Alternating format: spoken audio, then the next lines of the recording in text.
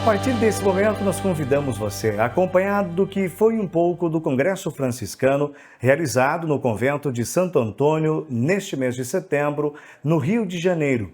O convento de Santo Antônio é o local escolhido, inclusive como sendo a primeira sede da província da Imaculada Conceição do Brasil, em 1675. Nestes 3 dias, de 24 a 26 de setembro, foram discutidos vários temas relacionados à vida franciscana e à sua influência no Brasil, desde cultural, educacional, nas suas missões e até no hábito, na forma do brasileiro viver. Afinal de contas, estão nos livros de história, toda a história desenvolvida desde então, já há 350 anos, que se celebra a província da Imaculada Conceição do Brasil. A partir desse momento, você passa a viver com a gente como foram esses dias de Congresso Franciscano. No coração do Rio de Janeiro, entre o vai e vem apressado do Largo da Carioca, destaca-se um dos lugares mais simbólicos da presença franciscana no Brasil, o Convento de Santo Antônio. Mais do que um marco arquitetônico, é um testemunho vivo de mais de 400 anos de fé, cultura e história. Foi ali onde o barulho da cidade se mistura ao som dos sinos e ao silêncio da oração que nasceu a província franciscana da Imaculada Conceição do Brasil, a segunda mais antiga do país, com 350 anos. Dali irradiaram-se ideias e valores que moldaram a espiritualidade e o pensamento cristão em terras brasileiras. Durante séculos, o convento foi espaço de encontro e formação, acolhendo religiosos, estudiosos e leigos interessados no pensamento de Francisco de Assis e em sua mensagem de fraternidade e cuidado com toda a criação. Entre suas paredes, não apenas se preservou a memória franciscana, mas também se renovou, geração após geração, o compromisso com a justiça, a solidariedade e a paz. Há 350 anos atrás, este convento foi a sede administrativa. Província é um território, né? E havia já uma única província, todo o território litorâneo do Brasil, chamado Província Santo Antônio do Brasil. É criada a instituição em 1659 da Custódia da Imaculada, pegando esses 3 estados, Espírito Santo, Rio de Janeiro e São Paulo, apesar dos frades também fazerem missões para o sul, né, chegando até a Argentina, esporadicamente como missionários, assim também como o estado de Minas Gerais, né? Mas se estabelecendo apenas nesses 3 conventos. O Rio de Janeiro, né, como está entre Espírito Santo e São Paulo, vem ser então a sede de 1675 até o início do século XIX, né? Em 1920, a sede passa a ser Curitiba, depois São Paulo. A província, então, é um território administrativo, precisa de um número de frades. Você imagina isso no século, há 350 anos atrás, né, nos séculos passados, como é que esses frades iriam fazer, né, suas travessias, as suas mudanças, são os peregrinos e forasteiros. Como vai se comunicar, né, as decisões, como vão viver isso? Precisava, então, de uma praticidade e optou-se então para a criação desta província, nesse território, e que foi se expandindo até hoje, presente então nesses territórios que a gente comentou. No mesmo local emblemático, a província da Imaculada Conceição abriu novamente suas portas de 24 a 26 de setembro de 2025 para receber estudiosos, frades, doutores em diversas áreas do conhecimento, leigos e representantes de diversas regiões do país e também do mundo. A presença franciscana no Brasil, desde os primeiros tempos coloniais, deixou marcas profundas não apenas na vida religiosa, mas também na cultura, na educação e nas expressões populares.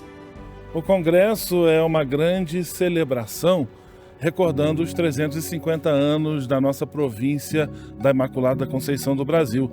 350 anos de evangelização, história e cultura.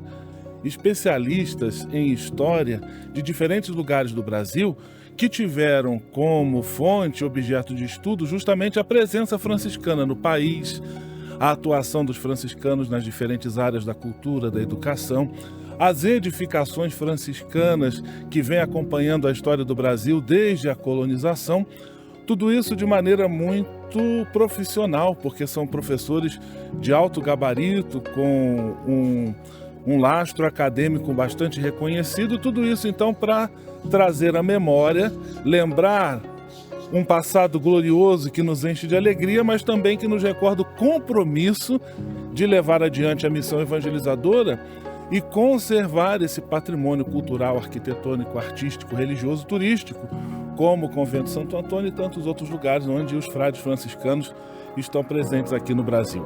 Os franciscanos chegaram com Cabral, mas depois disso os livros praticamente silenciam e toda a nossa historiografia fala sobre os jesuítas, né? A ponto de se chegar ali no Museu de Belas Artes, diante daquele quadro pintado por Vitor Meirelles, no século XIX, que é a primeira missa. Então, olha aqui, olha, a primeira missa rezada pelos jesuítas, isso eu já vi. Não foi ninguém que me contou, eu vi um grupo de alunos e assim foi. Na história da educação, por exemplo, nós só falamos sobre os jesuítas, né, quando os franciscanos tiveram uma atuação extremamente importante, eu não digo apenas no ensino formal, mas numa educação no sentido mais amplo, né? Eles foram os grandes educadores do Brasil, né? Então, na minha fala, eu tentei demonstrar exatamente, fazendo inclusive ironias, que os franciscanos não tomaram parte da história do Brasil, os franciscanos não foram educadores, a primeira escola ou redução não foi dos franciscanos, ou seja, uma brincadeira, o que na verdade foi, não é? A grande questão é documentação. Os jesuítas foram grandes produtores de documentos, já nasceram modernos. Os franciscanos não. Os franciscanos, talvez com a ideia de pobreza, de humildade, que uma mão não sabe o que a outra faz, tinha um espírito medieval e por isso não eram produtores de documentos, de crônicas, de livros, como eram os jesuítas. No entanto, essa história que os franciscanos escreveram, a história na areia, isso não é verdade. Se destaca muito a presença dos jesuítas, mas existiram outras ordens e a nossa ordem franciscana presente. Se diz que o registro histórico, documental, alguns foram mais cuidadosos do que outros, mas a gente tem percebido que a herança franciscana tem bastante registro, faltava de fato espaço de estudo, e esse congresso pretende ser esse espaço de estudo. Trabalhei com os franciscanos da Imaculada, num período muito difícil, né, que foi o período chamado Pombalino, né, que foi um período de muita intervenção da coroa na igreja, especificamente na província, né. Então, pensando nessa relação entre o poder político, né, e o poder religioso, a religião, né, pensando como essa relação pode ser, né, muitas vezes complicada, sobretudo quando há algum tipo de opressão, de imposição, né, mas também como você pode encontrar saídas para essa situação, né, que eu acho que a província consegue lidar muito bem com essa pressão que ocorre no período pombalino, né, responder a isso de uma forma criativa. E acho que é isso que a gente está precisando. A gente está num momento também de crise no mundo, não na província, seriamente, mas no mundo de forma geral, a gente está precisando de criatividade de novo. Veja bem, eu estava interessado em compreender como os frades que pensaram a história dos franciscanos no Brasil entendiam a relação deles com a origem da ordem, ou seja, com os tempos de Francisco de Assis. Para isso, o que eu fiz foi retomar relatos de viajantes no século XVII, de franciscanos que eram viajantes, e cronistas da ordem, séculos XVII, XVIII, XIX. E o que a gente percebe nesse tipo de texto? Eles pensavam a história dos frades no Brasil, então desde a chegada com os portugueses, mas aquilo que se referia aos séculos XV e XIV, ou seja, a história pretérita ao Brasil, eles praticamente ignoravam. Eles iam direto da presença no Brasil à figura de Francisco de Assis. Isso pode acontecer em função de um desconhecimento dos textos. Talvez simplesmente esses frades não tinham bibliotecas suficientes que dessem conta desse tipo de informação. Ou porque simplesmente eles viam a experiência deles no Brasil como uma espécie de reminiscência, de reapresentação da experiência de origem dos franciscanos. Com sua simplicidade e proximidade com o povo, os franciscanos ajudaram a formar uma identidade espiritual que atravessa séculos, uma espiritualidade feita de acolhimento, de cuidado e de esperança. O Congresso Franciscano reuniu vozes que, à luz do carisma de Francisco, refletiram sobre os desafios e esperanças do tempo presente. Propor uma reflexão sobre a contemporaneidade de Francisco de Assis, enfim, um santo muito popular entre católicos, no panteão católico, é um dos mais queridos no mundo, no Brasil também. Mas não só isso, é uma coisa que chama a atenção ao historiador. Ele também, a legenda franciscana é muito cara a cristãos não católicos e também fora do cristianismo, né? Então eu me propus a pensar isso, enfim, o impacto que nele nos comove, né? Na frase de um teólogo que eu utilizei na minha fala, o que nele nos inquieta, né? Eu acho que são questões que, enfim, merecem reflexão, e também apresentar a produção mais recente sobre São Francisco a partir da academia, que, enfim, aí debate uma outra coisa, a historicidade, enfim, o que a partir da legenda franciscana, a partir daí, o que a gente pode dizer que faz parte do Francisco de Assis histórico, né? Enfim, um pouco como se está fazendo também com Jesus, né? A partir dos evangelhos, o que é histórico, o que é teologia posterior, sempre no sentido de abrir horizontes e nunca reduzir, e nunca, enfim, dar um viés negativo, pelo contrário, é acrescentar, né? Então, o que eu procurei também apresentar, com base, enfim, alguns historiadores que eu apontei, esse movimento de entender o Francisco histórico, né, a sua vida, o seu testemunho, e também o que foi acrescentado por gerações depois de biógrafos, enfim, de pessoas que escreveram sobre ele.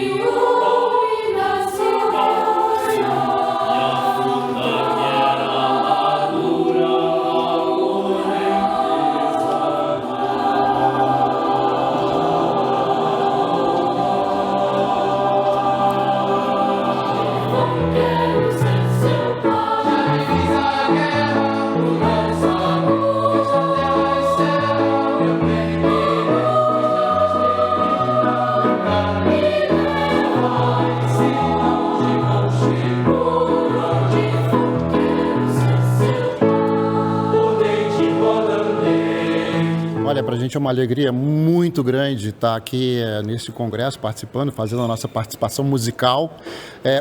O Coral dos Canarinhos também é uma obra da província franciscana, então a gente se sente em casa, né? E muito feliz de estar aqui com todos neste congresso. O sonho de Frei Leto Binias, que foi o fundador do nosso coro, que foi fundado em 1942, né? A gente continua esse trabalho. E a província, como organização religiosa, é uma das grandes organizações do nosso país em termos de religião, e são muito, principalmente em Petrópolis, são muito dedicados à educação, não só à educação musical, mas também à educação regular, da escola regular. Então a gente está muito feliz de pertencer a essa família.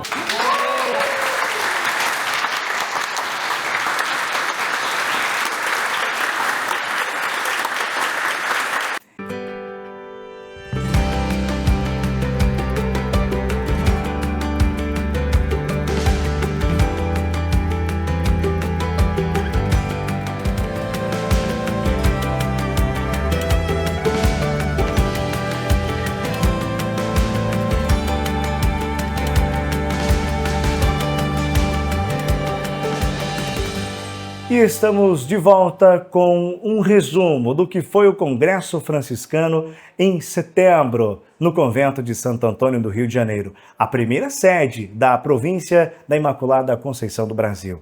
Nós seguimos acompanhando este trabalho especial que discutiu toda a influência franciscana no Brasil. O Congresso também permitiu conhecer mais da história de grandes nomes que ajudaram a construir a história dos franciscanos no Brasil, como o de Frei Paulo Sims na música e Frei Constantino Coser, um ministro-geral em meio às turbulências do concílio, que é uma reunião de líderes eclesiásticos como bispos para discutir e decidir sobre questões de fé, doutrina, moral e disciplina da igreja.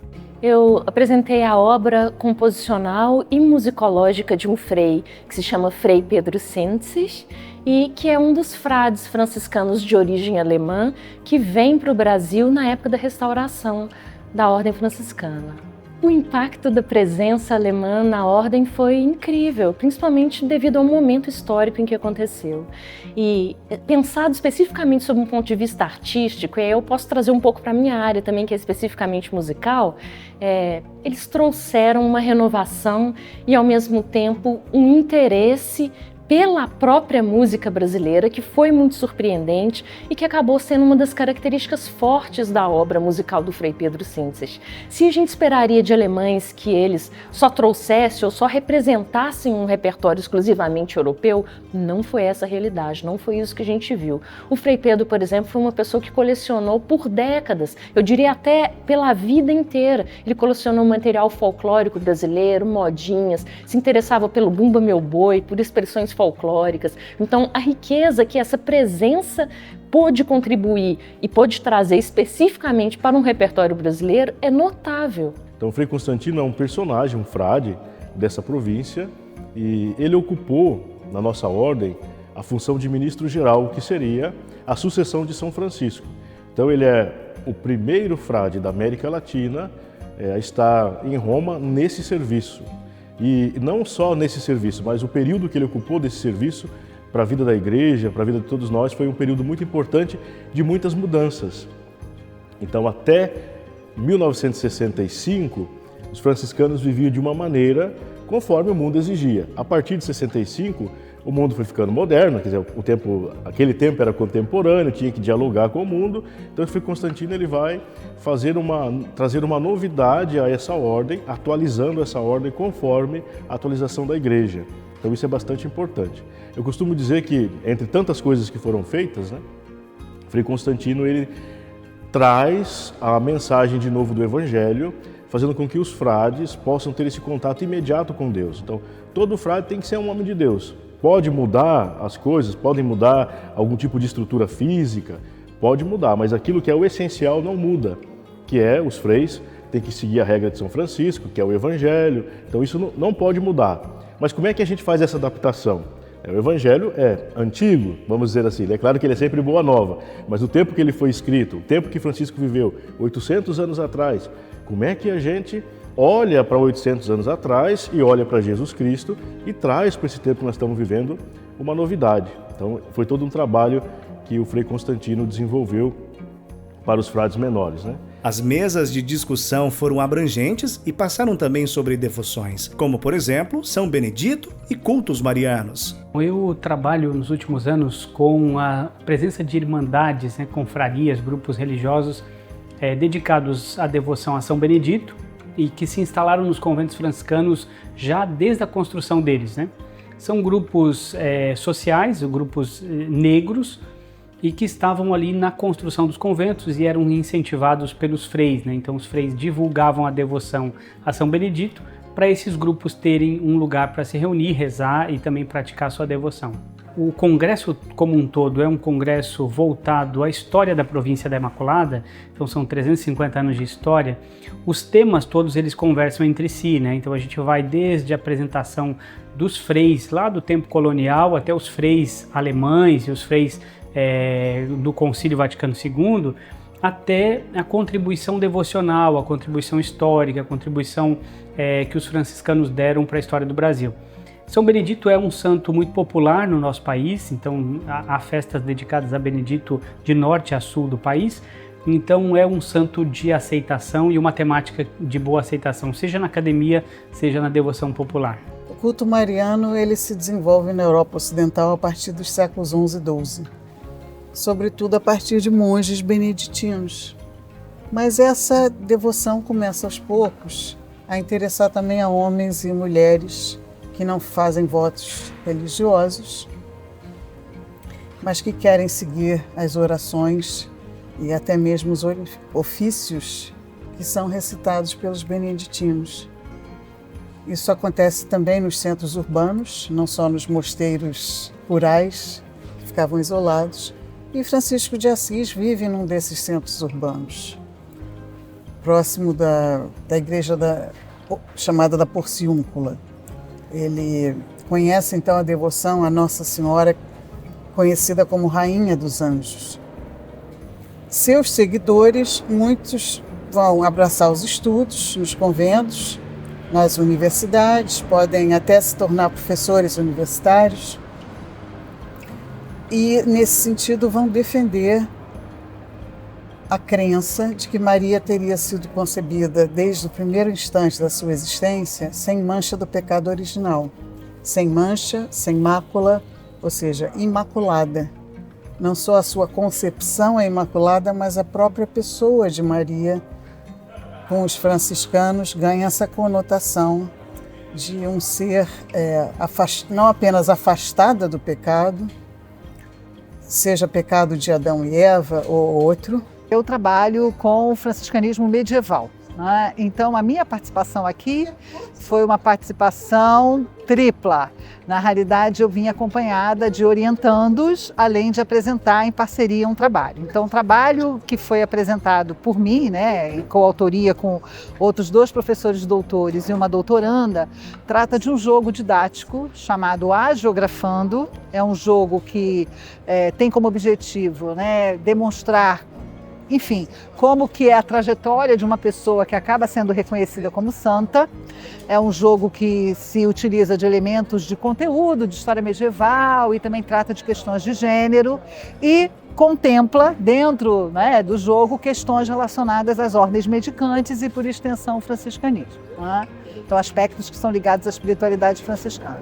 E, além disso, 2 grupos de orientandos meus também participaram. Um deles tratando de um filme chamado Chiara, é um filme de 2022, um filme italiano que dá protagonismo à figura de Clara de Assis e suas lutas, né, para ter a sua forma de vida reconhecida. E o outro trabalho foi um trabalho que apresenta um levantamento dos estudos sobre franciscanismo desenvolvidos no âmbito do Programa de Estudos Medievais da UFRJ. E é nesse espaço sagrado histórico no alto do Morro de Santo Antônio que a história se reencontra com o presente, onde o passado franciscano inspira novos caminhos para o futuro da Igreja e da sociedade brasileira. No Congresso Franciscano de 2025, é fácil afirmar que vem aí um futuro próspero. Foi extremamente importante, foi uma inspiração para todos nós, né? Porque a gente aqui discutiu, a partir da história da província da Imaculada, a gente discutiu o franciscanismo nesses 350 anos, né? Então foi extremamente inspirador, pensando o passado, mas nunca preso ao passado, né? Pensando sempre o presente e daqui buscando projetar o futuro, né? Sobretudo nessa última mesa, acho que a gente conseguiu, né, ter uma síntese do que foi essa nossa reunião, né? Para mim foi extremamente inspirador e foi um prazer, né, estar reunido com pesquisadores, pensadores, né, pessoas dos mais diversos locais do Brasil, né, não só daqui, mas vários locais do Brasil, pensando o franciscanismo e pensando a nossa igreja e a nossa sociedade no presente, né? É fundamental um congresso como esse. Um congresso como esse estimula o diálogo interinstitucional, interdisciplinar, né, entre disciplinas, porque nós temos pessoas de história, mas temos pessoas de teologia, temos pessoas da área de educação, temos pessoas da área de arquitetura, né, a sessão agora que eu participei participei, né, tinham pessoas com várias formações diferentes, então é importante por isso, né, por causa desse diálogo. Segundo, né, pensando num congresso realizado no Rio de Janeiro, nesse espaço histórico, nesse espaço que tem um peso importantíssimo, pensando na história da espiritualidade do Brasil, pensando na própria história do Rio de Janeiro. Então, sem dúvida, esse congresso ele é fundamental por isso, né, por reforçar a memória, né, a memória histórica, mas também por propiciar múltiplos e múltiplos diálogos. Tem alunos de graduação, mas também tem professores, pesquisadores já bem experimentados, então, sem dúvida, essa troca acaba enriquecendo a todos nós. É um congresso interdisciplinar. A mesa de hoje de manhã que eu compartilhei com os colegas Frei Alvaci e professor Ronaldo Vanfas foram extremamente interessantes. A fala deles sobre São Benedito, sobre Santo Antônio. Enfim, estamos aqui discutindo uma série de questões históricas, teológicas, sociológicas, que trazem interesse a todos. Eu vou ter muito interesse em participar e conhecer a publicação futura da editora Vozes. E eu agradeço muito a vocês por essa divulgação. Nós acabamos de ter 3 dias de congresso que foram de uma riqueza inacreditável, histórica, cultural, até política eu diria também, mas que, sobretudo para mim, representam uma forma de trazer à luz e fazer realizar concretamente um legado que é vivo. Então, que alegria, que honra, que momento especial poder estar aqui esses dias e compartilhar agora com vocês também essa possibilidade de lembrar que um legado não é algo que existe simplesmente num livro ou numa memória distante, mas que a gente faz com que ela seja viva. E eu espero, muito sinceramente, humildemente também e de coração, que a gente traga essa vivacidade desse legado franciscano para as nossas vidas cotidianas também. Que a gente possa sair daqui hoje iluminando os caminhos por onde a gente andar. Olha, avaliação, eu sou meio suspeito para dizer, né? Mas foi bem positiva. Hoje você viu ali, o pessoal viu o ambiente tomado, cheio de gente, tivemos as comunicações na parte da tarde, mas os 3 dias foram muito bons, de muita reflexão, de muita troca de saberes, troca de experiências, de troca de pesquisas, de conhecimento sobretudo, e o papel de um congresso é esse, é partilhar, é trocar ideias, é abrir novos horizontes, novas perspectivas, e isso o nosso congresso conseguiu fazer. Tanta coisa nova que foi dita, tantas possibilidades de história, de pesquisa na área do franciscanismo, na área da história dos frades aqui no Rio de Janeiro, na província, coisas trazidas também da província mãe, não é? Que é a nossa província de Santo Antônio. Então, muita coisa, e acho que no meu parecer, foi muito positivo, amplamente positivo. Valeu a pena todo o esforço, valeu a pena todo o empenho. E como eu já falei aqui também no final, agradecer a tantas pessoas que se empenharam para que isso desse certo e graças a Deus deu. Do que está sendo dito aqui, eu digo que é um marco sensacional de celebrarmos esses 350 anos e projetarmos a memória, não é? No sentido de que isso evolua, no sentido mesmo de preservação da nossa história e, para terminar, o cuidado de nós hoje preservarmos as coisas para os pósteros.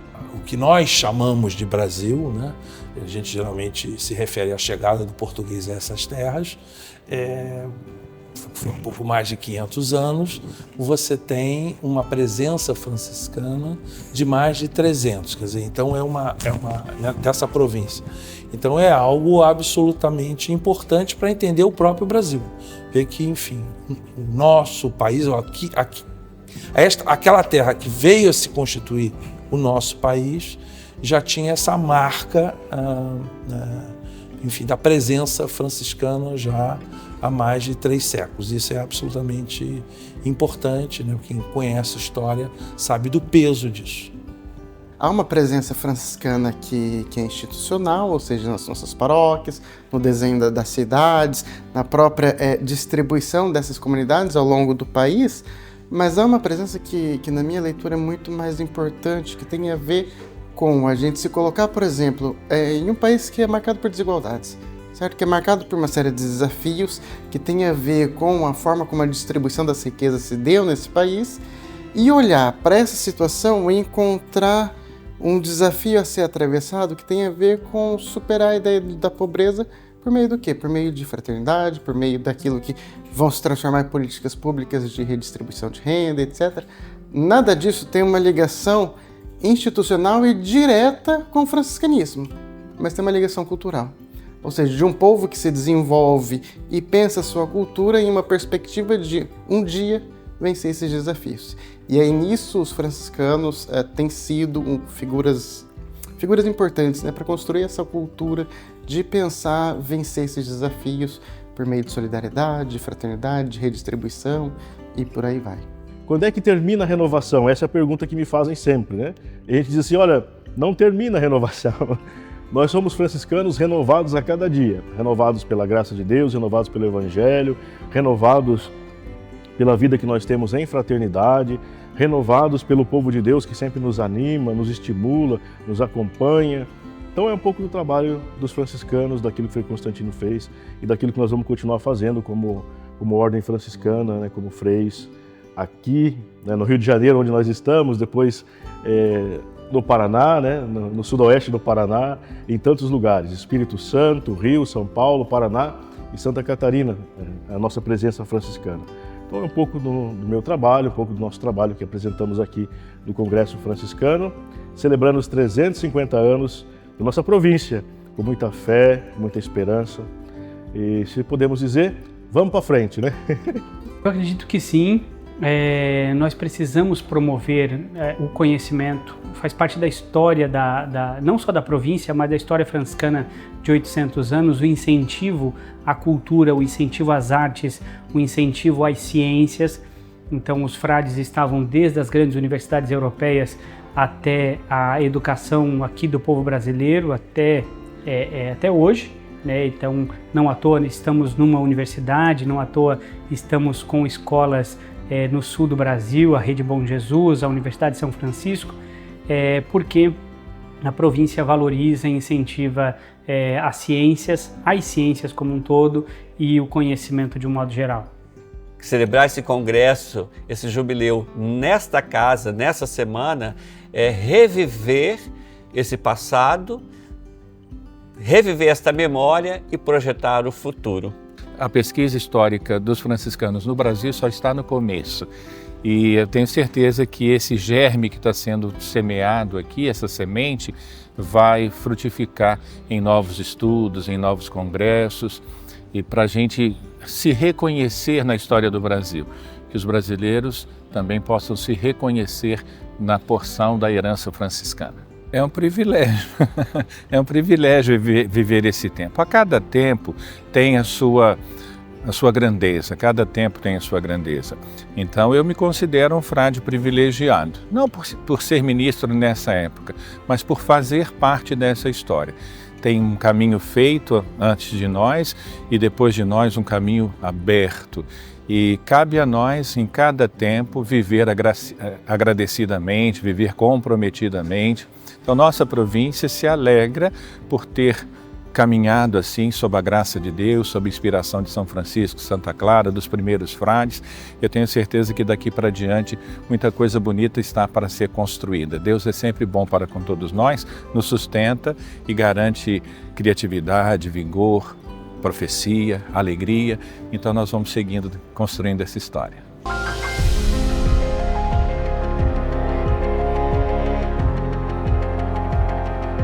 É um marco sensacional de celebrarmos esses 350 anos e projetarmos a memória, não é? No sentido de que isso evolua, no sentido mesmo de preservação da nossa história. E para terminar, o cuidado de nós hoje preservarmos as coisas para os pósteros. Um pouco do trabalho dos franciscanos, daquilo que Frei Constantino fez e daquilo que nós vamos continuar fazendo como ordem franciscana, né, como freis, aqui, né, no Rio de Janeiro, onde nós estamos, depois no Paraná, né, no sudoeste do Paraná, em tantos lugares, Espírito Santo, Rio, São Paulo, Paraná e Santa Catarina, a nossa presença franciscana.